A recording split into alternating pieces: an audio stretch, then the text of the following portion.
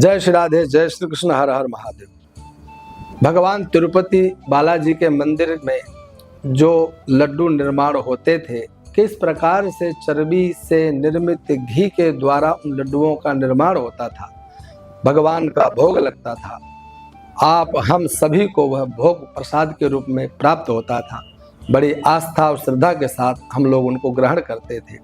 इस विषय को आप लोगों ने बड़े ही विस्तार से सुना होगा। बहुत पुरानी बात नहीं है, थोड़े ही दिन हुए हैं। समाचार पत्रों के माध्यम से, टीवी चैनल्स के माध्यम से एवं सोशल मीडिया के माध्यम से इस बहुचर्चित खबर को जन जन ने, पूरे देशवासियों ने सुना होगा। लेकिन यह सबसे बड़ी एक बात है कि जिस चर्चा को उठने के बाद में हर हिंदू नागरिक को अपना कर्तव्य समझ करके एक आंदोलन के रूप में इसे देना चाहिए, आंदोलनात्मक कार्यवाही के रूप में सबको संगठित होना चाहिए, एकत्रित होना चाहिए और इस अपनी चर्चा को बुलंद करते हुए पूरे देश के अंदर हर मठ मंदिर में निर्मित होने वाले उन भोग प्रसाद में किस प्रकार के घी का प्रयोग होता है, किस प्रकार से वह तैयार किए जाते हैं, किस प्रकार से उन्हें निर्माण किया जाता है, इस विषय को उठाना चाहिए था, गहराई में जाना चाहिए था और शासन, प्रशासन, न्यायालय, उच्च न्यायालय से प्रार्थना करनी चाहिए थी कि इस विषय पर संज्ञान ले, दोषियों को सजा मिले, जेल में जाएं, ऐसी कड़ी सजा मिले, ऐसी कठोरतम सजा मिले कि भूल कर भी जीवन में इस प्रकार का पाप कर्म करने का दुस्साहस न कर सके। लेकिन आज वर्तमान की जो स्थिति दिखाई दे रही है, उसको देख करके मैं स्तब्ध हूँ, दुखी हूँ, चिंतित हूँ। भविष्य को लेकर के अवश्य चिंता है। हमारे केवल आम नागरिक के हृदय की बात मैं नहीं कर रहा हूँ, मैं समूचे देशवासियों की बात कर रहा हूँ। हमारे सर्वोच्च पदों पर बैठे हुए उन मंत्री मिनिस्टरों के विषय में भी चर्चा कर रहा हूँ, नेता नगरी के विषय में भी चर्चा कर रहा हूँ, शासन, प्रशासन, न्यायालय, उच्च न्यायालय के बारे में भी मेरे हृदय में एक चिंता है। एवं वर्तमान में जो बड़े बड़े व्यास आसन पर बैठ करके जो देश विदेश में नाम कमा चुके हैं, ऐसे कथावाचकों, ऐसे आचार्यों, ऐसे संतों, महंतों, मंडलेश्वरों, महामंडलेश्वरों एवं शंकराचार्यों के बारे में भी मेरे मन में एक प्रश्न है, मेरे मन में एक चिंता है कि आज जिस मुद्दे को एक ज्वलंत मुद्दा बना करके पूरे देश पर सब जगह खबर के रूप में जाना चाहिए कि आज देख लीजिए, हिंदू संगठित है, हिंदू एकत्रित है। आज इस प्रकार का पाप कर्म, इस प्रकार का दोष अगर कोई करेगा तो उसे सजा अवश्य मिलेगी। लेकिन धिक्कार है हम सब सनातनियों के लिए, हम सब हिंदुओं के लिए जो अपने आप को हिंदू कहते हैं, सनातनी कहते हैं, हमें डूब मरने की आवश्यकता है। हमारे आराध्य, हमारे भगवान, हमारे ठाकुर जी के मंदिरों में इतना बड़ा पाप कर्म होता हो और हम लोग थोड़े दिन उसके वह खबर के रूप में आई और हम शांति से बैठ गए, हम अपने ही आहार व्यवहार में लग गए, हम अपने व्यापार में लग गए। लेकिन आप लोग ध्यान करें, आप लोगों का यह आहार व्यवहार, व्यापार, वाणिज्य कर्म, आपकी यह सर्विस, यह नौकरी, जितनी कुछ है वह सब उन्हीं भगवान की दी गई है, उन्हीं ईश्वर के द्वारा सब कुछ दिया गया है। आज उन्हीं के ऊपर इस प्रकार का कुठाराघात, इतना बड़ा पाप कर्म किया गया है, हम कैसे शांत हो सकते हैं? हम अपनी भावाभिव्यक्ति तो कम से कम कर ही सकते हैं। अरे लेखन के माध्यम से, पत्रावली के माध्यम से, सोशल मीडिया एक ऐसा प्लेटफॉर्म है कि व्यक्ति को इस विषय की चिंता ही नहीं करनी है। एक वह समय था जब व्यक्ति कहता था कि मैं अपनी भगवान के बारे में या इस प्रकार के कुकृत्यों के बारे में चर्चा करूंगा, पर कोई चैनल और कोई पत्र में मेरा छपेगा नहीं। आज छपने छपाने की भी चिंता करने की आवश्यकता नहीं है। सोशल मीडिया वह प्लेटफॉर्म है कि आपकी आवाज़ बुलंद हो जाएगी, पूरे देश के कानों कानों में पहुंचेगी, हर व्यक्ति उसको सुनेगा, उसके भी मन में कुछ कहने का इच्छा प्रकट होगी, कुछ बोलने की इच्छा प्रकट होगी। तो आप लोग शांत क्यों हो गए? हर कथावाचक अपनी कथा में इसको मुद्दा बना करके प्रस्तुत क्यों नहीं कर रहा है? हर व्यक्ति एक एक व्यक्ति को जागरूक करने का प्रयास क्यों नहीं कर रहा है? अरे केवल ये एक मंदिर की बात है क्या? अरे ये तो केवल चंद्रबाबू नायडू के द्वारा एक मंदिर के भोग प्रसादी का निरीक्षण किया गया है, परीक्षण किया गया है, तो ये बात खुल करके आई है।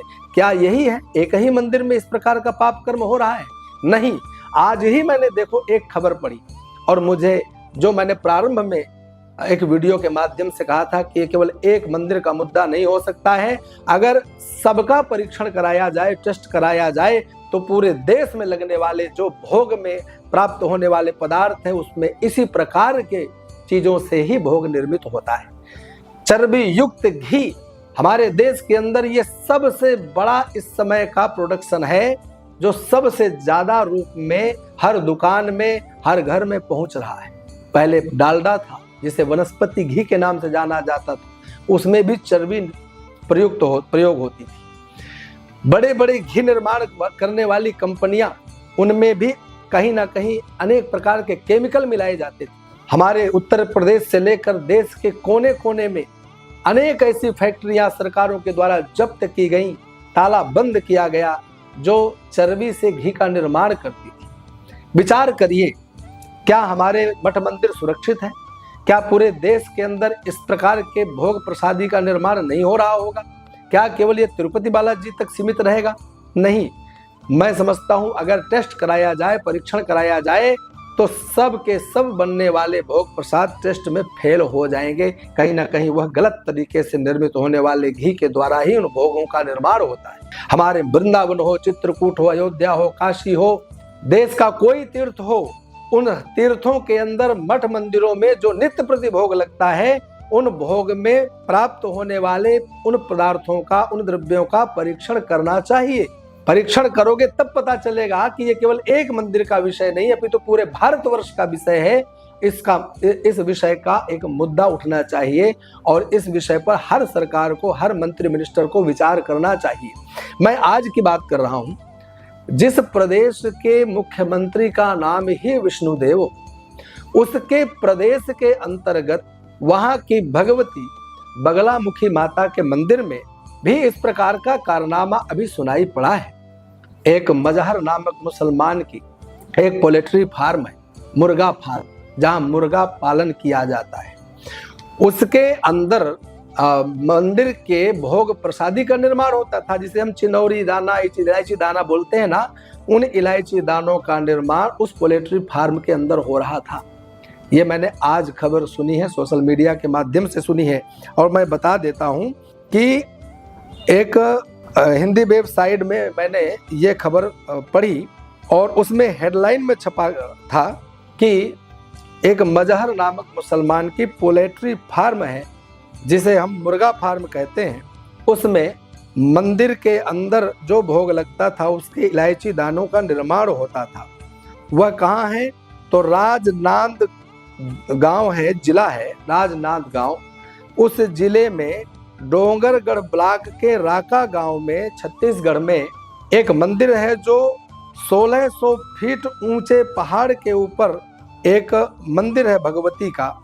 उस मंदिर के अंदर इस प्रकार का जो भोग लगता था उसका टेस्ट कराया गया, उस पर छापा पड़ा और वहां जाकर के इस प्रकार की स्थिति सामने आई है। और यह भी बता दें, वह स्थान छत्तीसगढ़ में है। छत्तीसगढ़ के अंतर्गत उस मंदिर के अंदर इस प्रकार का कृत्य किया गया। यह सोच करके ही हैरानी होती है कि जहां भाजपा का शासन है, उस भारतीय जनता पार्टी द्वारा शासित राज्य में जहां के मुख्यमंत्री विष्णुदेव जी हों, उसके अंदर माँ बगलामुखी मंदिर के अंदर लगने वाले भोग में प्रयोग होने वाले इलायची दानों का निर्माण इस प्रकार के स्थिति में कैसे हो रहा था। मैं ये नहीं कह रहा हूं कि इलायची दाना घी से निर्मित है, लेकिन उस पैकेट में लिखा है कि शुद्ध पवित्र वातावरण में निर्मित भोग प्रसाद, यह उसमें स्पष्ट लिखा था। और वो मंदिर बगलामुखी माता का मंदिर है, माता बमलेश्वरी देवी मंदिर के नाम से वह मंदिर प्रसिद्ध है, आस्था का केंद्र है। महाराज विक्रमादित्य का उस मंदिर से बहुत गहरा संबंध है, अथवा यूं कहें कि महाराज विक्रमादित्य की वह इष्ट देवी के रूप में है। वह बगलामुखी, वह बमलेश्वरी देवी का संबंध उज्जैन से भी है। वहां पर दूर दराज से बड़े बड़े भक्त एकत्रित होकर के जाते हैं, माता बगलामुखी का दर्शन करते हैं, अपनी समस्त कामनाओं को पूर्ण करते हैं। चर्चा का केवल यह विषय है कि जो मैंने अभी थोड़ी देर पहले आप लोगों से कहा कि जो कार्य अभी तिरुपति बालाजी के मंदिर में हमें सुनाई पड़ा था, दिखाई पड़ा था, वह इस समय शांत हो चुका है। हर व्यक्ति के वाणी में तो आया, डिबेट का विषय भी बना, बहुत लोगों ने इसमें अनेक प्रकार के दोषारोपण भी किए, लेकिन वर्तमान में वह सब शून्य हो गया है, शांत हो गया है। और इस कार्य को, इस बात को अभी गए हुए ज्यादा दिन नहीं हुए और ये एक नई घटना सामने दिखाई दे रही है। छत्तीसगढ़ में माता बमलेश्वरी मंदिर में लगने वाले इलायची दाने का जो भोग है, वह इलायची दाने कहाँ निर्मित होते थे? वह निर्मित होते थे एक पोल्ट्री फार्म में, जो मुर्गा फार्म है, जहाँ मुर्गा पालन होता है, जहाँ मुर्गा कटते हैं, जहाँ मुर्गा बिकता है। ऐसे मजहर नामक मुसलमान की उस फैक्ट्री में इलायची दानों का निर्माण होता था।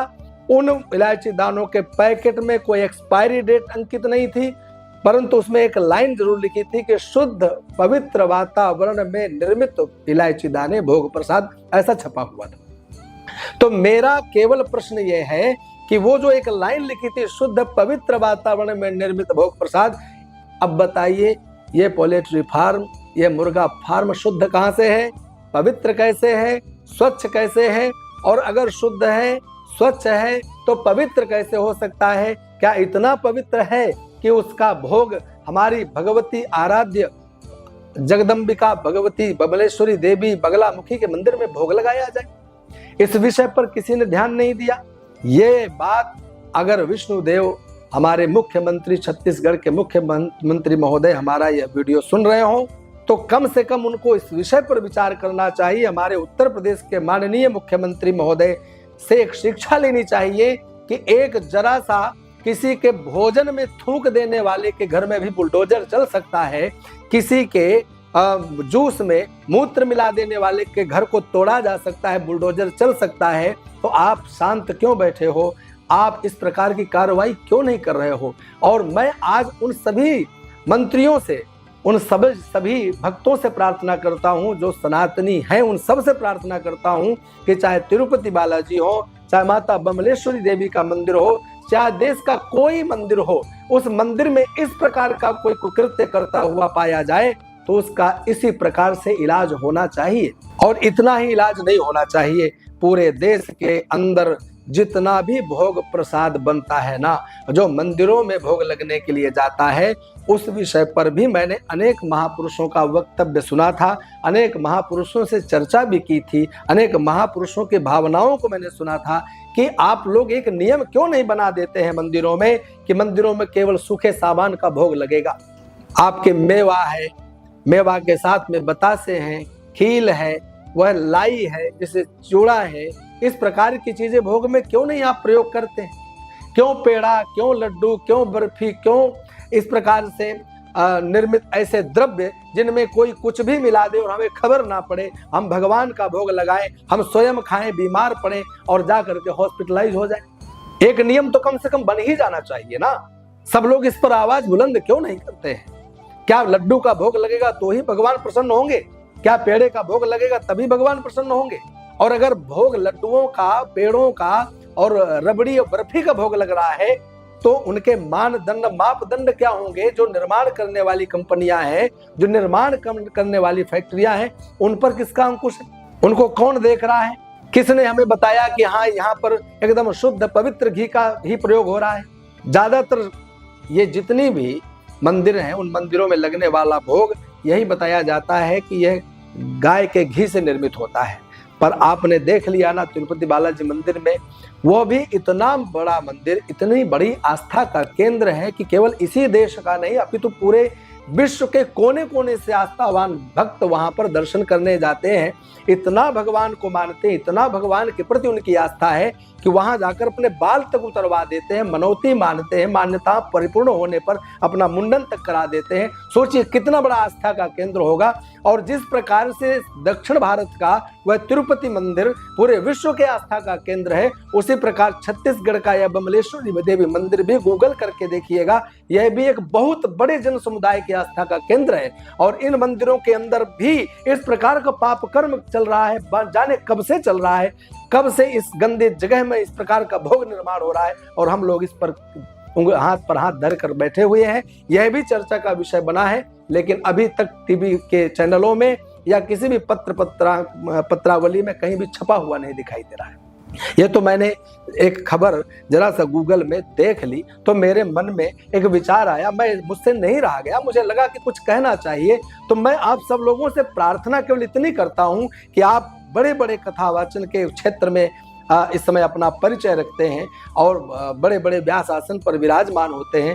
आपको 1000, 10,000, 20,000, लाख लोग सुनने वाले हैं। सोशल मीडिया में मिलियंस फॉलोवर्स, बिलियंस फॉलोवर्स हैं। आप इस प्रकार की यदि बात रखेंगे तो मैं समझता हूं मुझसे भी कहीं अधिक लोग आपको सुनेंगे और विचार करेंगे, सरकारों पर दबाव बनाएंगे, शासन प्रशासन पर दबाव बनाएंगे। हमारे मंदिर शुद्ध होंगे, पवित्र होंगे, हमारी भावनाएं आहत नहीं होंगी। परंतु कोई इस विषय पर कोई टीका टिप्पणी नहीं करता हुआ दिखाई दे रहा है, किसी प्रकार से कोई अपना वक्तव्य निर्गत करता नहीं दिखाई दे रहा है। तब हमको यह विचार करना पड़ा कि एक बार हम बोल करके देखते हैं, शायद उनको शिक्षा मिल जाए, शायद उनके अंदर मरा हुआ वह व्यक्ति जागृत हो जाए कि हमारे सनातन धर्म को कुचलने का, नष्ट करने का जो प्रयास चल रहा है, इस पर हमको आगे आना चाहिए, आपको आगे आना चाहिए। हिंदू जनमानस को संगठित होना चाहिए। सनातन धर्म सर्वोपरि था, सर्वोपरि है और सर्वोपरि रहेगा। ऐसी भावना से ओतप्रोत होकर के पूरे देश में इस समय इसको ज्वलंत मुद्दा बना करके सब जगह चर्चा का विषय बना देना चाहिए। सोच लीजिए, सरकारें मूक हैं, बधिर हैं, कोई इस विषय पर कोई कार्यवाही नहीं करते हुए दिखाई दे रहे हैं। अगर कोई कार्यवाही होती तो इस समय हमें दिखाई देता, कुछ नहीं दिखाई दे रहा है।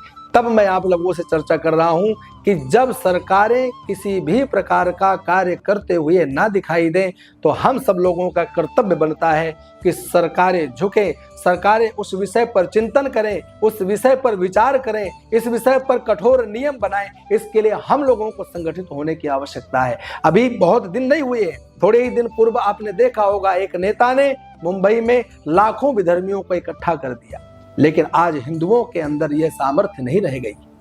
कोई इस विषय पर कोई चर्चा भी नहीं करना चाहता है, कोई इस विषय को उठाना भी नहीं चाहता है। और जब विषय ही नहीं उठेगा, आप लोग संगठनात्मक शक्ति का प्रदर्शन ही नहीं करेंगे, कोई एक दूसरे से इसे चर्चा का विषय ही नहीं बनाएंगे, तो सरकारें तो सोई हैं, सोई ही रहेंगी। इस पर विचार करें।